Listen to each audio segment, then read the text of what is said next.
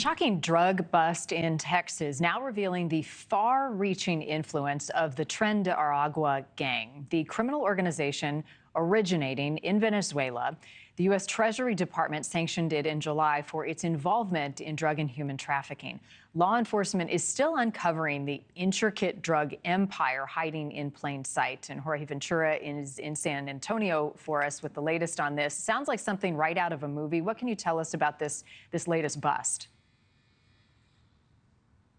Yeah, that's right, Marni. It was a drive-by massive drug operation that was happening in an apartment complex in Harris County, Texas. What started off as a local surveillance routine for local authorities turned into a year-long investigation, which then led authorities to one of the largest narcotic seizures in the county's history. Authorities were able to uncover a massive drug operation with kilos of meth, cocaine, heroin, up to 200 pounds of marijuana. They also confiscated 24 firearms that included ghost gun and stolen weapons. Now, the suspects in this massive drug operation had a highly coordinated communication system that involved walkie-talkies monitoring law enforcement movements. Now, in addition to the drugs and the weapons, authorities also discovered a massive shrine to the, quote, La Santa Muerte, which symbolizes the gang ties to cartel culture. Now, this investigation began after authorities in Harrison County noticed that over 30 cars were entering and exiting an apartment complex hourly. Walkie-talkies and lookouts were also used to coordinate movements and evade detection.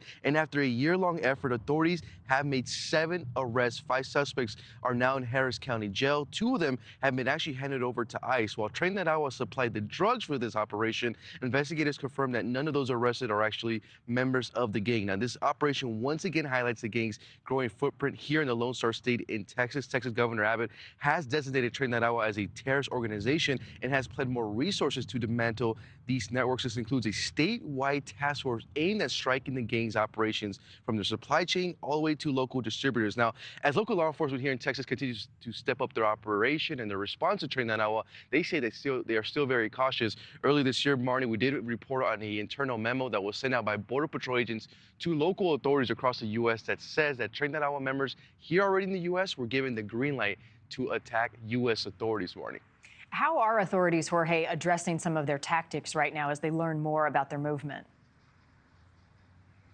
Yeah, so what's interesting about this gang is they're still very new on law enforcement's radar, so they're still learning to the tactics and their communication systems. Authorities say when it comes to this drug operation that the walkie-talkies that they seize being used by those suspects, they want to trace them back to any potential other suspects. Now, also the weapons that were also seized by authorities, they say they want to trace them back to any potential other homicides, especially the stolen weapons. Now, what continues, Marni, to be the biggest challenge for federal and local authorities is just simply identifying who are Tren de Aragua gang members. Authorities say that the gang still is able to blend in with the millions of Venezuelan nationals that recently come into the U.S. The gang usually operates in communities and neighborhoods with high migrant populations. But as soon as we have more updates on this drug operation operating in Harris County, Houston, Texas, Marni, we will bring them to you, those updates. Thank you for watching. Go to newsnationnow.com to find NewsNation on your television provider. And don't forget to click the red subscribe button below to get more of NewsNation's fact-driven, unbiased coverage.